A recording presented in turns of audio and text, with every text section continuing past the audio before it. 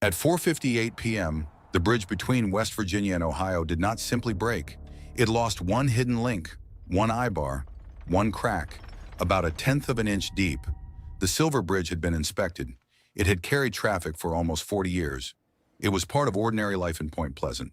But the part that mattered most was buried inside a joint. The public record does not show a bridge that was ignored because everyone knew it was failing. It shows something colder, a bridge that could look inspected while its most dangerous wound stayed out of reach. That is the question this story has to answer. How can a structure pass through decades of normal use, normal confidence, and normal inspection, while the failure that will destroy it is already growing inside the steel? This is not a story about a bridge nobody inspected. That would be easier to understand. This is a story about a bridge that could be inspected, trusted, and still unknowable at the exact point where trust mattered most. Inspection is not knowledge. The obvious story is the invisible crack. The deeper story is the inspection that could not see it. The Silver Bridge crossed the Ohio River between Point Pleasant, West Virginia, and Canoga, Ohio, near Gallipolis. For the towns on both sides, it was not an engineering case study. It was a route to work, a route to shops, a route home. Point Pleasant already had a monster in its memory. But the official record points to something less cinematic and more frightening. A system that could inspect a bridge without being able to know its most dangerous part. The bridge opened in 1928. It was officially the Point Pleasant Bridge, but people called it the Silver Bridge because of its aluminum paint.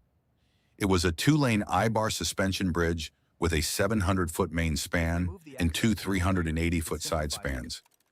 Instead of conventional wire suspension cables, it used chains made of long steel I-bars. That design mattered. An I-bar is shaped like a long bone. At each end is an eye, a round opening. Pins pass through those eyes and connect one bar to the next. Link by link, the bars form a chain. That chain carries the bridge. On a diagram, it can look almost simple. Steel bars, steel pins. Loads moving from deck to hangar, from hangar to chain, from chain to tower and anchorage. But the simplicity had a price. The Silver Bridge did not have the kind of redundancy that lets one part fail while other parts carry the load. If a critical I-bar connection separated, the structure did not have much time to negotiate. The bridge was innovative for its place in time. The West Virginia Department of Transportation notes that the original design had called for conventional wire cables, but an I-bar chain alternate came in at a lower price. Engineering News Record described the bridge as the first of its type in the United States. The same state history also preserves one sentence that feels different after the collapse. There was no practical way to adjust the chains, hangers, or trusses after erection. That sentence is not a prophecy, it is a design fact. But in this story, design facts become future limits. The bridge entered service in the world of 1928 vehicles. By the 1960s, the traffic using it was different. Cars were heavier, trucks were heavier. U.S. Route 35 made the crossing more important. Daily traffic reached thousands of vehicles, with trucks making up a significant share. There were inspections. That point matters because it keeps the story honest. This was not a bridge with no one ever looking at it. Private owners inspected it before West Virginia bought it. The State Road Commission later followed state standards. The WVDOT summary notes inspections in 1959, 1963, and 1964. After a 1965 inspection, recommended repairs were completed. Two more inspections occurred in the summer of 1967. A final visit by a commission area maintenance engineer came on December 6th, just 9 days before the collapse. Those inspections belong to the bridge culture that existed before the federal program. ASA describes the older practice as mostly maintenance-oriented. Inspectors were looking for things that needed repair to keep the bridge in usable physical condition. They were not yet working inside a national framework built around trained bridge safety inspection, written inventories, fracture critical awareness, and repeated documentation of deficiencies. That distinction is easy to miss. Maintenance asks what is visibly wrong today. Structural safety has to ask what hidden failure could make tomorrow unrecoverable. If we stop there, the story sounds impossible, but that is the wrong impossibility. The issue was not whether eyes looked at the bridge. The issue was what those eyes could physically see. The future fracture was inside the lower limb of the eye of I-bar 330 at joint C130N in the north I-bar suspension chain on the Ohio side span. That is precise language because the failure was precise.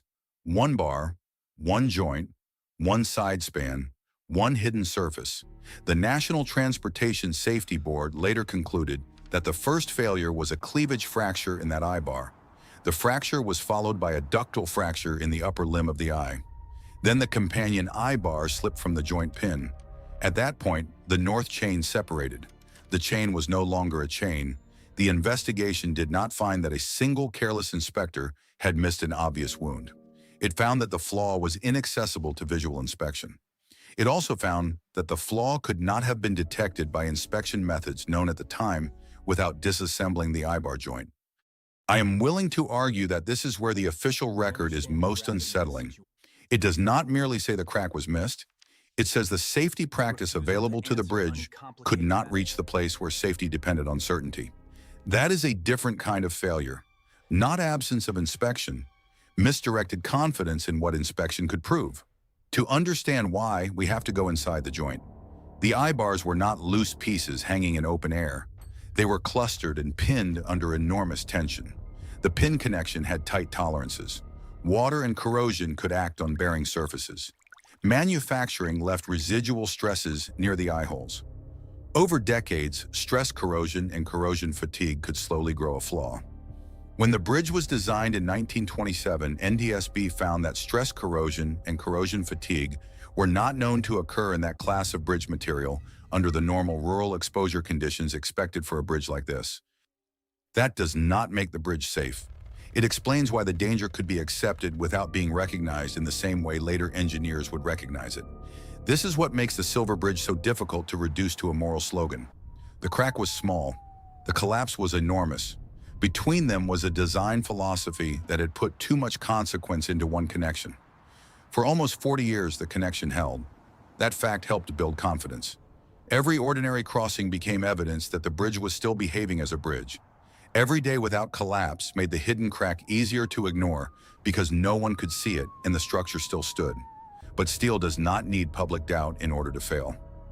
On December 15, 1967, Point Pleasant was in the late afternoon rush. Holiday traffic was moving through the town. Vehicles were on the bridge. NTSB records 37 vehicles on the bridge at the time of collapse. 31 fell with the bridge. 24 went into the Ohio River. 7 fell on the Ohio shore. There were no pedestrians on the bridge. One of the people caught in the collapse was truck driver Bill Needham. Associated Press reporting 50 years later identified him as 27 at the time. His truck went into the river. He survived. His driving partner, who was in the rear of the cab, did not. Bill Needham did not drive into an engineering lesson. He drove onto a bridge that had already been inspected. That is the part that matters.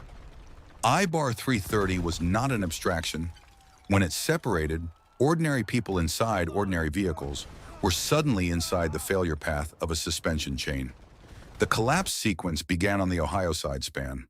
After I-bar 330 separated from joint C130N, the companion I-bar slipped from the pin. The north chain opened. The side span began to collapse. The failure moved across the bridge.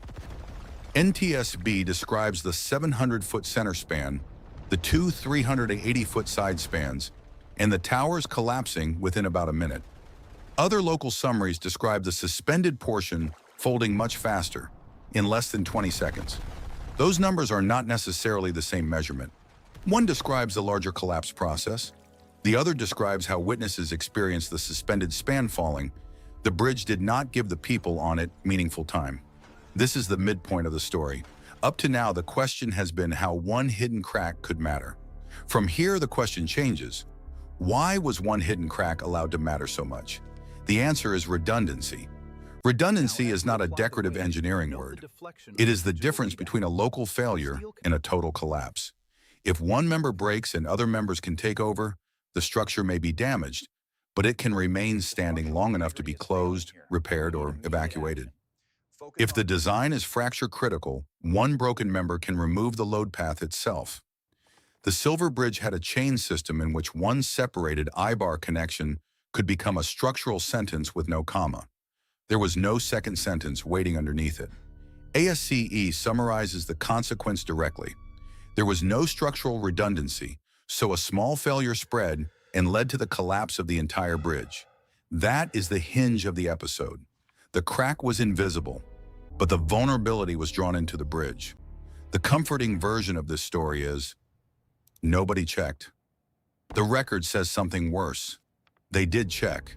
They checked what inspection culture knew how to check. The NTSB report was not merely a post-mortem of a broken bar. It was a map of what American bridge safety did not yet know how to require. The country did not have a nationally coordinated bridge inspection program. The exact number of highway bridges in the United States was not even clearly known in the way later inventory practices would make possible. After the collapse, the federal response moved quickly. The Department of Transportation and FHWA worked with states and investigators. Congress held hearings. The Federal Aid Highway Act of 1968 directed the Secretary of Transportation to establish national bridge inspection standards. By 1971, the National Bridge Inspection Standards were established. Those standards changed the meaning of bridge inspection. They required inspections at least every 2 years for covered highway bridges. They required written reports. They created inspector qualification expectations. They pushed the country toward a national bridge inventory. FHWA later described the first National Bridge Safety Program as the backbone of a continuing effort to decide which bridges are safe to keep open, which need posting or load restriction, and which must be closed. That is a bureaucratic sentence, but it carries the whole lesson. The country had to stop treating bridge knowledge as a local memory and start treating it as a national data set. Inspection is not knowledge. That is the gap the country had to learn to close. The modern system was born from a bridge that had made one fact unavoidable. Local maintenance inspection was not the same as national structural safety oversight. I read the NTSB finding as narrower and more disturbing than the public memory usually allows. The report does not let us pretend that a better glance from the roadway would have found the crack. It forces a harder question. What should a safety system do when the critical part of a structure cannot be inspected by the methods it depends on? That question outlived the bridge. The Silver Bridge had a sister, the High Carpenter Bridge at St. Mary's. It used the same general design family. After the collapse at Point Pleasant, that bridge was closed to vehicular traffic and later removed. Public confidence had changed, but more importantly, the burden of proof had changed. It was no longer enough to say that a bridge had stood for decades. The question became whether its critical members could be inspected, understood, and trusted under modern loads. That is why the Silver Bridge cannot be understood only as a December disaster. It is an origin story for a different kind of public record. Before the collapse, the dangerous flaw was hidden inside steel. After the collapse, the danger had to be made visible on paper. Inventories, inspection intervals, training, reports, critical findings, written follow-up. The National Bridge Program did not bring the 46 people back. It translated their deaths into procedures that could be checked by someone who was not standing under the bridge, guessing from the outside. That translation is never complete. No inspection program can make steel immortal. No standard can remove every unknown. Even NTSB's own findings acknowledge the limits of the state-of-the-art at the time. The crack was not waiting in an obvious place with a label attached. But the ethical fact is still sharp. A bridge is a public promise. It tells drivers that the route is ordinary. It asks them to enter a structure they cannot inspect for themselves. The driver cannot see inside an eye-bar joint. The passenger cannot calculate corrosion fatigue. The family crossing after work cannot judge fracture-critical design. They inherit the confidence of institutions. On December 15, 1967, that confidence failed at one of its smallest points. 46 people died. 9 were injured. 2 bodies were never recovered. Those numbers are not just the scale of the disaster. They are the measure of what had been concentrated into a single hidden flaw. This is where the Point Pleasant atmosphere can mislead the story. The town is famous for the Mothman legend. The bridge collapse became attached to a local mythology of omens, sightings, and dread. That mythology is part of the afterlife of the event. It explains why the disaster remains strange in American memory. But it does not explain the collapse. The record does not need a monster. It has I-bar 330. It has joint C113N. It has stress corrosion. It has corrosion fatigue. It has no redundancy. It has inspection methods that could not see the place where the bridge was most vulnerable. The real unease is not supernatural. It is administrative. It is the gap between being inspected and being knowable. That gap is why the final image should not be only the bridge falling. It should be the joint before it failed, the round eye, the pin, the lower limb, the crack hidden where the eye could not reach. Then the same image should return as a document, not a legend, not a rumor, a line in a federal safety record. The Silver Bridge did not begin to fail at 4:58 p.m. It began when a design placed collapse-level consequence inside a connection that future inspectors could not verify without taking the bridge apart. By the time the crack reached critical size, the disaster was no longer waiting for a dramatic trigger. It was waiting for an ordinary load on an ordinary Friday. That is the part that remains useful after the fear fades. Modern bridge safety did not grow from certainty. It grew from the humiliation of discovering that a public structure could be inspected, trusted, and still unknowable at the point where trust mattered most. Point Pleasant did not need a warning from the sky. The warning was inside the steel. Inspection is not knowledge. The Silver Bridge made that fact unavoidable, and the country had to build a system capable of acting on it.